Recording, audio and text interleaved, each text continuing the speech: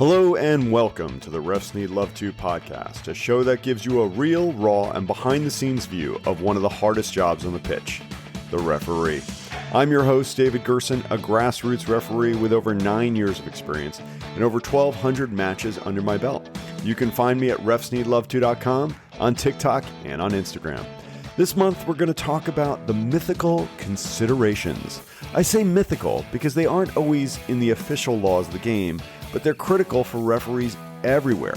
Let's jump right in. I'm not sure when I first heard about considerations, but it probably wasn't until I was about 3 years into my soccer referee journey. I certainly didn't hear about them when I was a player in my childhood and I played into my teens. I didn't hear about them when I was a coach. I coached U6, U8, U10, even into U12. I didn't even hear about them for my first 2 years as a certified U.S. soccer referee. Why not? I mean, why not?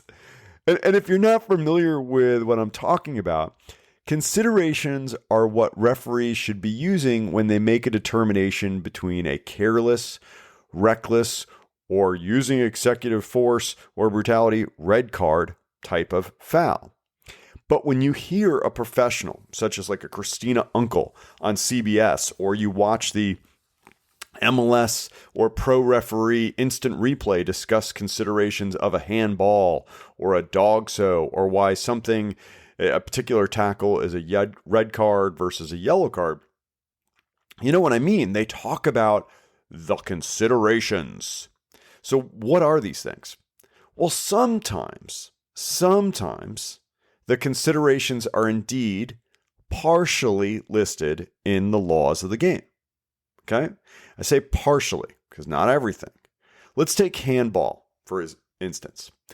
We know from the laws where on the arm contact should be considered for a potential handball offense, right? The graphic is there in the laws of the game.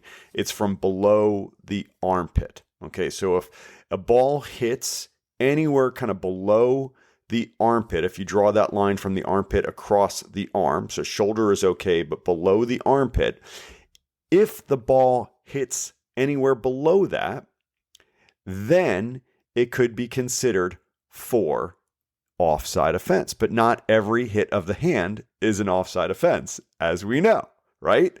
There are things we need to consider. Does the player move their arm towards the ball, like try to intercept the ball with their hand?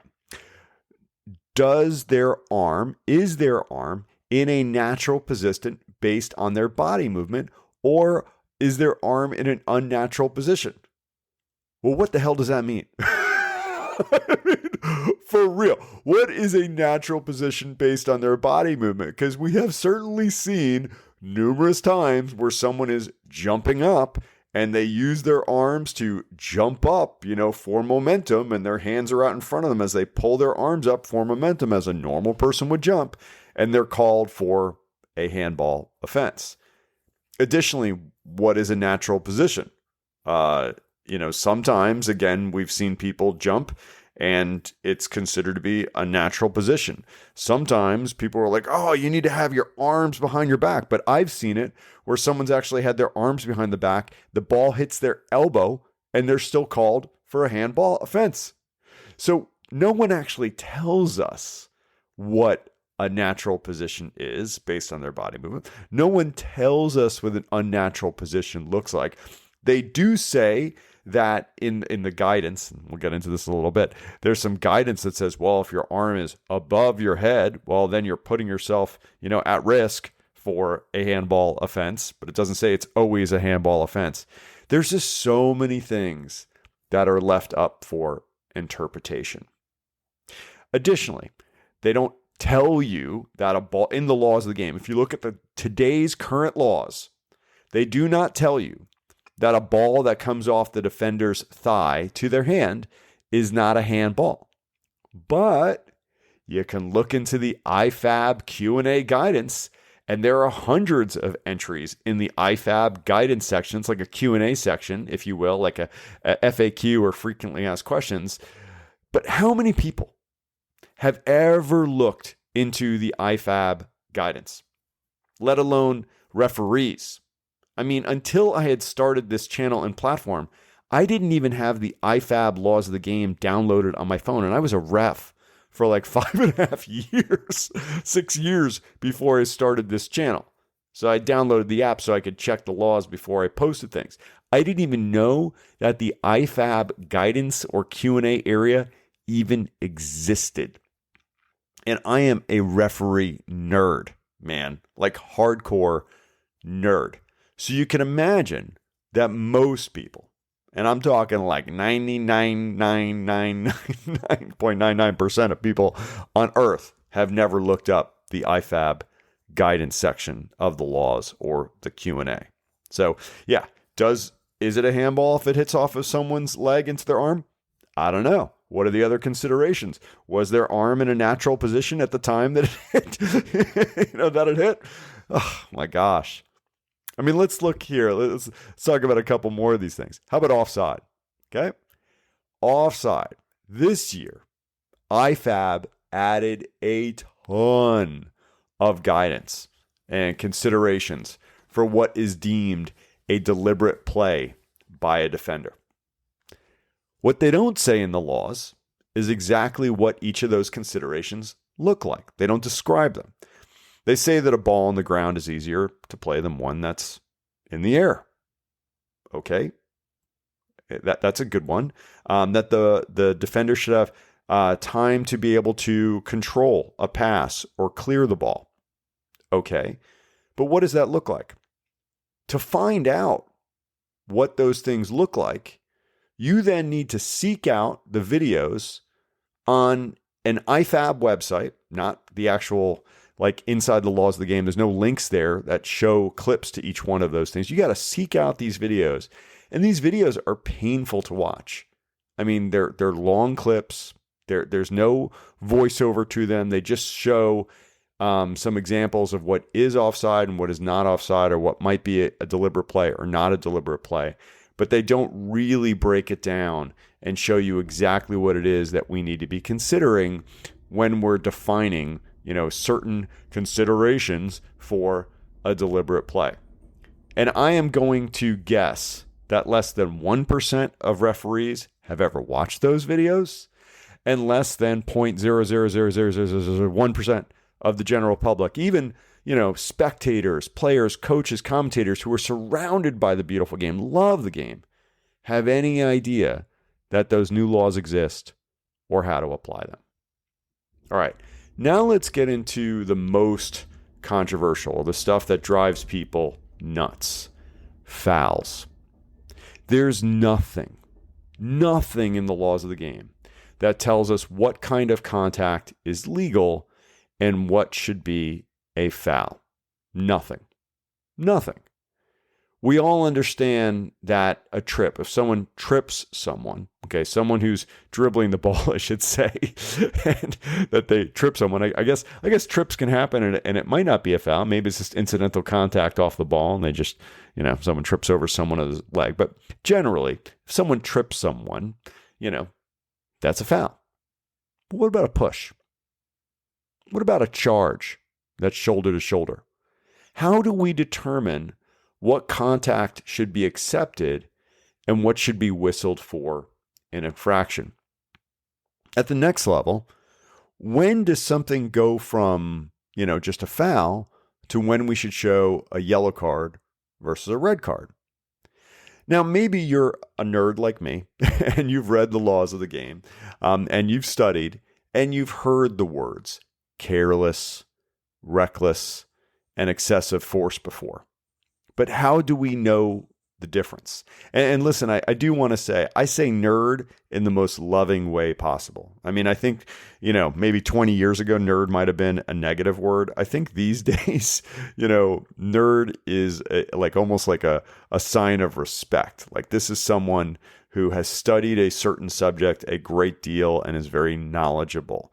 Not that I'm cool by any means, but I think my deep love of the laws of the game and the intricacies of the laws of the game help me be a better referee. And I take that knowledge and I try and educate other people as well. So hopefully that's a little explanation. If you're a nerd, listen, I love you. All good. Nothing but respect.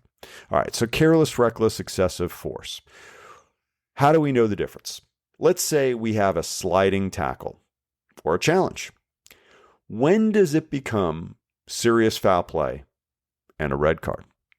When does it become unsporting behavior and, a reckless challenge?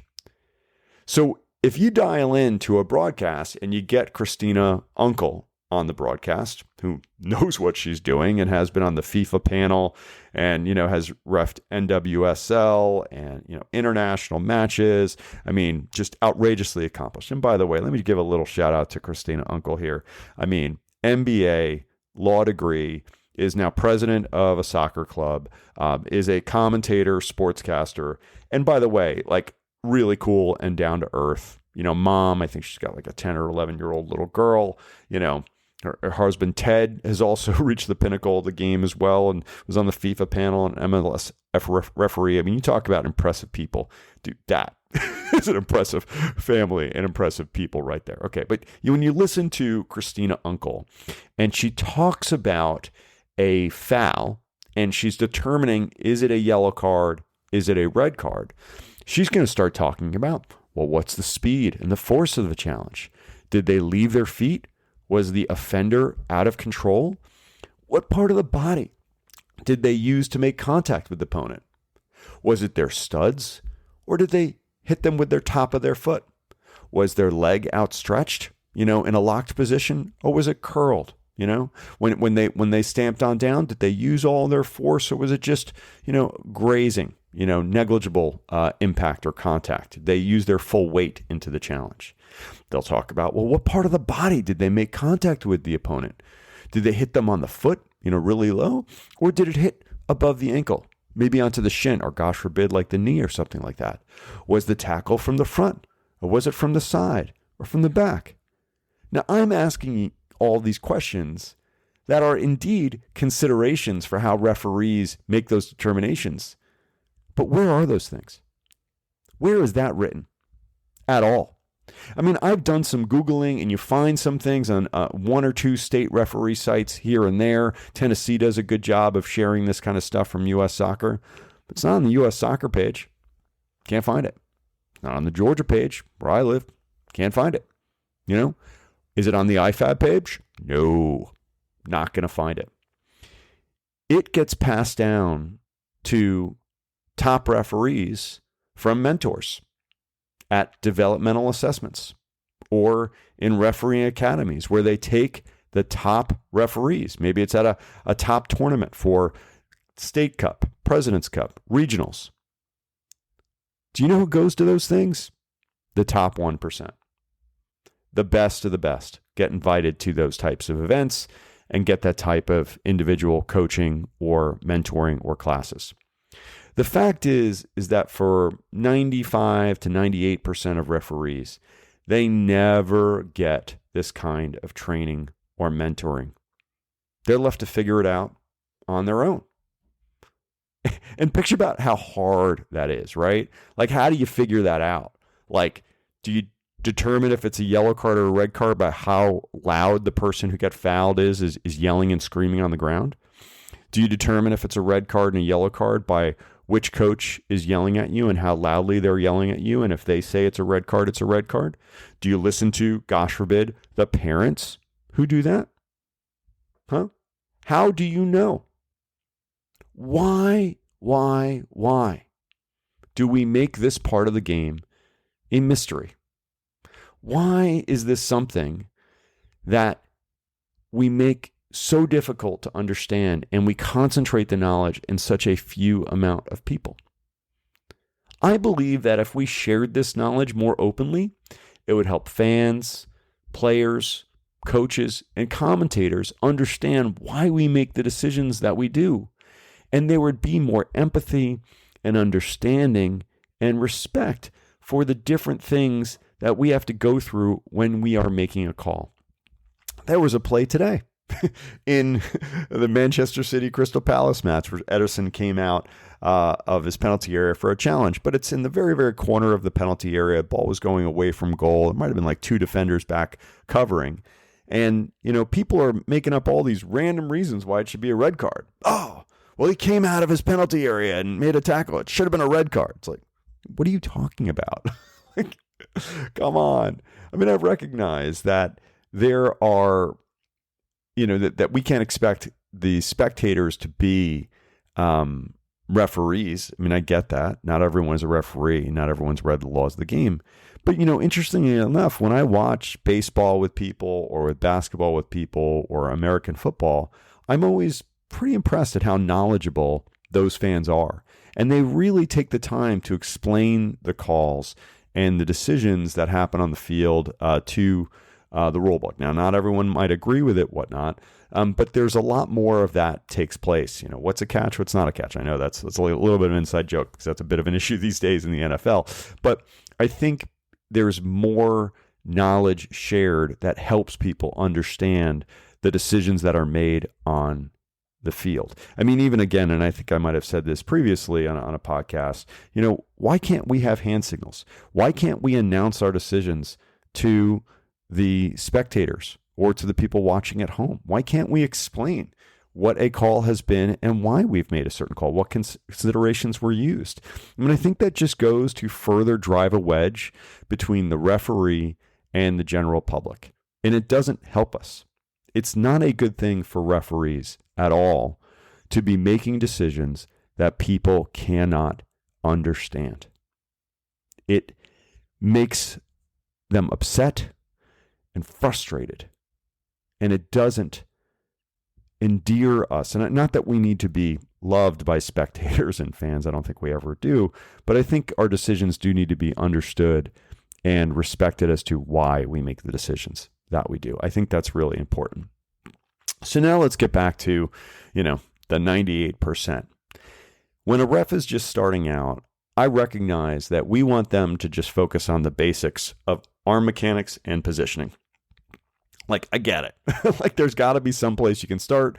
There's only so much information that someone can take in on, the first day when they're learning to be a referee. We send them to this online, classes that, give them some understanding of some of the basic laws. And then we quiz them on some of the most random things they'll never see ever in their life. But, we want them to have basic understanding of signals. What's a direct free kick signal, an indirect free kick signal, what's a, ball out of play, what direction to throw the flag, things like that. But we never, ever, ever help them develop some ability or some criteria to recognize fouls and how to evaluate them. They are left to wonder if they're even doing their jobs correct. In a normal organization, there would be countless videos, standard operating procedures, quarterly reviews to ensure the job was done correctly with written feedback and documentation of progress or opportunities for improvement. I know.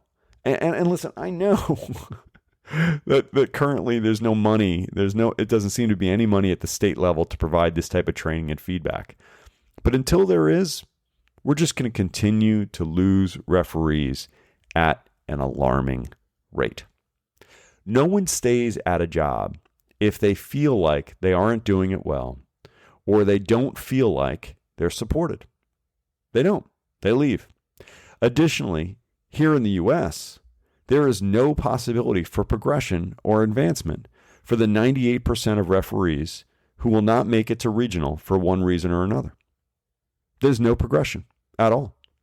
We are just a referee. That's it. Whether you've refereed for 10 years and you can referee adult competitive matches or, U18, MLS Next, or ECNL, you are the same grade as someone who has started reffing today. You're just a referee. That's it. That's it. It's insulting. All of our young refs who do this for a few years in high school will never progress. They'll never know if they have what it takes to move forward and advance to the next level. Because to make it to regional, right? To make it to regional ref, which is the next level up from referee, you have to do 25 adult competitive centers. 25 adult competitive 90-minute centers. You can't even do that as an 18-year-old. I mean, forget about it. You're not going to be doing that until you're probably in your 20s before you could be on that road. So that's one of the considerations. Then you need to pay hundreds of dollars to have assessments, 3 assessments that go like $110 each or $120 each. You need to pay to get those assessments. You need to pass the regional fitness test, which probably a young fit referee could do. But, until you're probably 20, 21, 22 years old, you ain't making regional. It's just not really feasible or possible to do that. So for most refs from the age of 13 when they start to the time they're 20, they will see no advancement at all. They're just a referee. And then if you're older like me, who can't travel to regional events due to family or job commitments, we will never get the recognition and training at those top events to be able to become, a top referee in their area or recognized as someone who has made progress at all. So why can't we be more open with the considerations of our best referees, recognizing that so few can make it to regional or to those regional events? Why can't we be more open? Why can't we train the general public? Why can't we educate the general public? Why can't we do a better job of educating those who need to understand the laws of the game and how to apply them?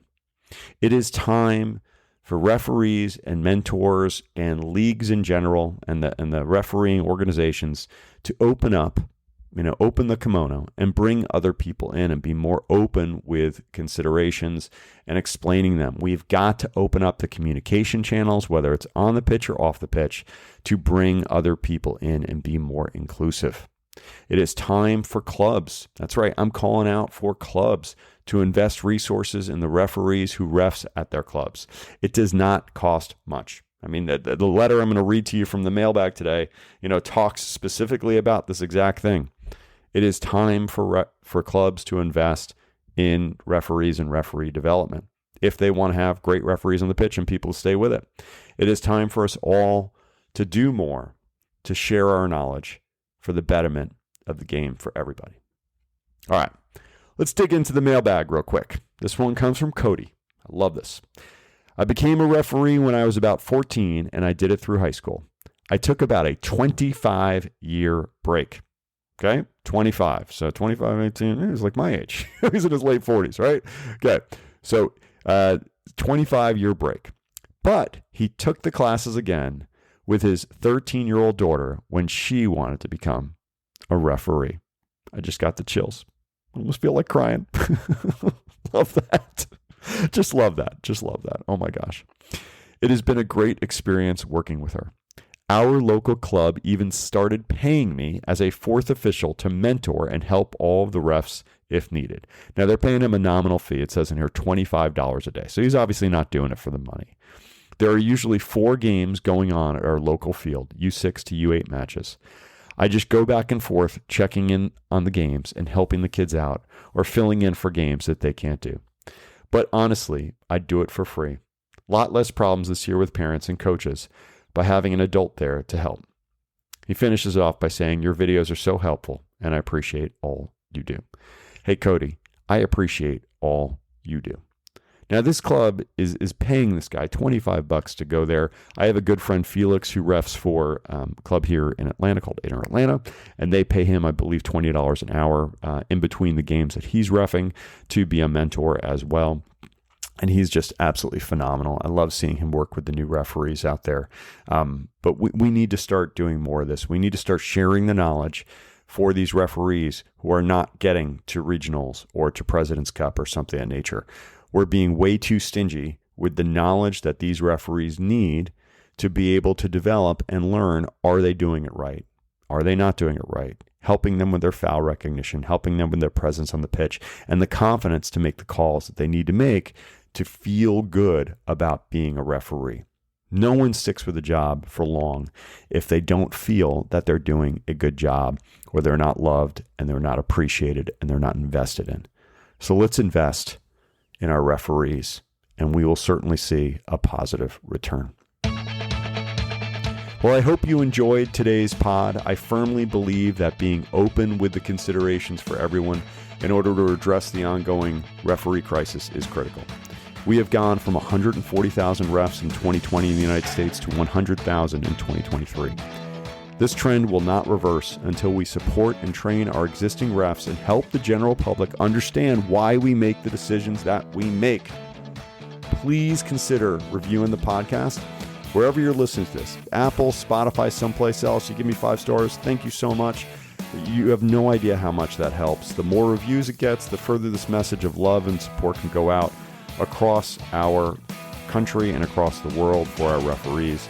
I'd also ask you to support the channel on my store at refsneedlove2.com. Every dime you invest goes back into making this channel the best it can be. I wish you nothing but love and respect, and hope that your next match is red card free.